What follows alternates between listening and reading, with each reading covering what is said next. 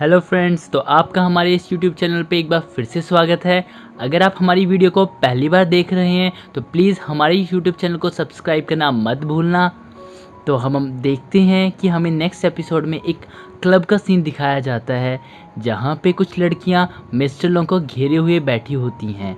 उसमें से एक लड़की मिस्टर लोंग को कहती है, मिस्टर लोंग चलो चलते हैं और एक एक ड्रिंक पीते हैं। तभी दूसरी लड़की कहती है, मैं भी तुम्हें ज्वाइन करती हूँ और मैं मिस्टर लोंग को एक अच्छी सी मसाज देना चाहती हूँ। तभी मिस्टर लोंग उन लड़कियों को बिल्कुल अटेंशन नहीं देते। तभी योन मिस्टर लोंग को कहते हैं कि हे ब्रो, मैं तुम्हें यहाँ पे किसी रीज़न के लिए लेके आया था, जिससे कि तुम यहाँ पे कुछ मज़ा कर सको। ज़रा इन लड़कियों की तरफ देखो तो, ये कितनी सुंदर हैं, इन्हें निराश मत करना। अब हम देखते हैं उनमें से एक लड़की मिस्टर लोंग को कहती है, मिस्टर लोंग मेरी तरफ देखो और मुझसे बात करो। मिस्टर लोंग गुस्से में कहते हैं, मेरा बिल्कुल भी मूड नहीं है, प्लीज़ मुझसे दूर रहो। तभी वो लड़की कहती है, ओके सर। तभी हम देखते हैं क्लब का मालिक वहाँ आ जाता है और वो गुस्से में उन लड़कियों को डांटते हुए कहता है, तुम्हें मैंने बताया नहीं है कि कैसे खातिरदारी करनी चाहिए। अब योन जी उस आदमी की तरफ देख के कहते हैं, ये तो वही काला भालू है।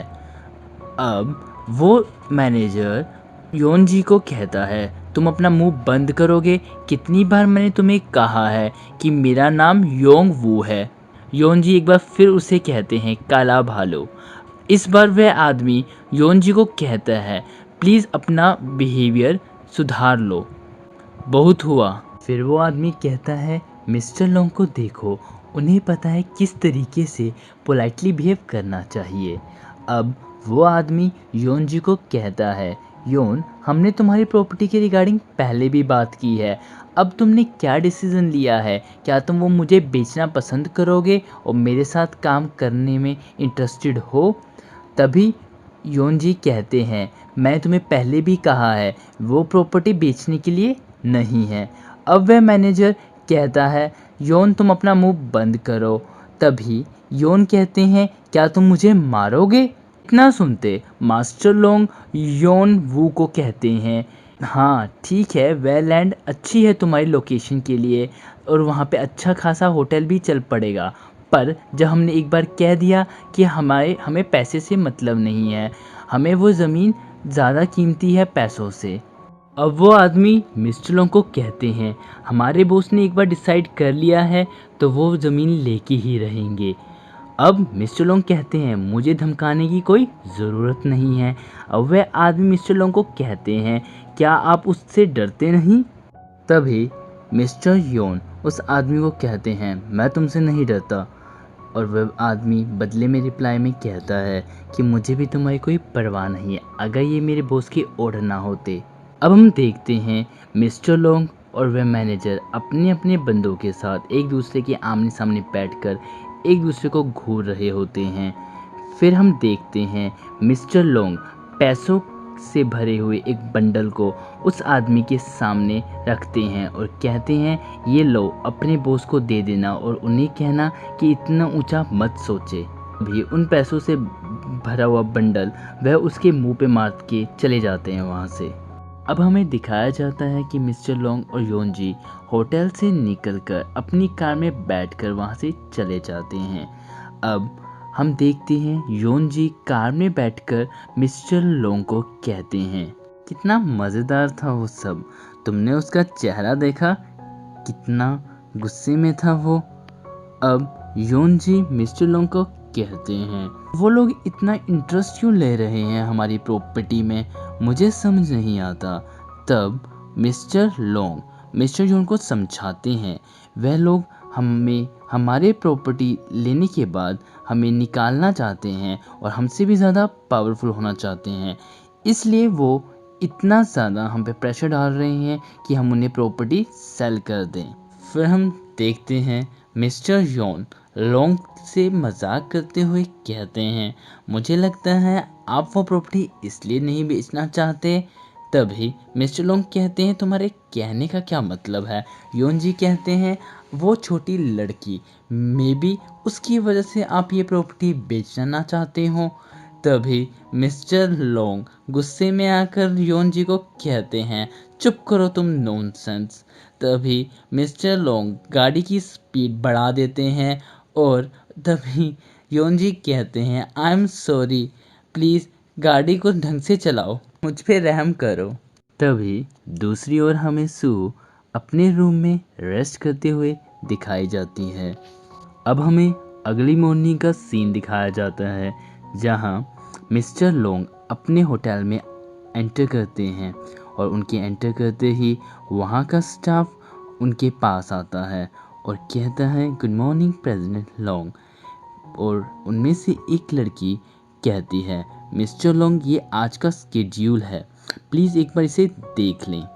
दूसरी लड़की कहती है president long, president of XX group and XX company हमारे साथ एक मीटिंग करना चाहते हैं आज, तो हम उनके साथ मीटिंग अरेंज कर दें। अब हम देखते हैं होटल का सारा स्टाफ एक जगह इकट्ठा किया जाता है और उन्हें 2 टीम्स में बांटा जाता है, टीम 1 एंड टीम 2।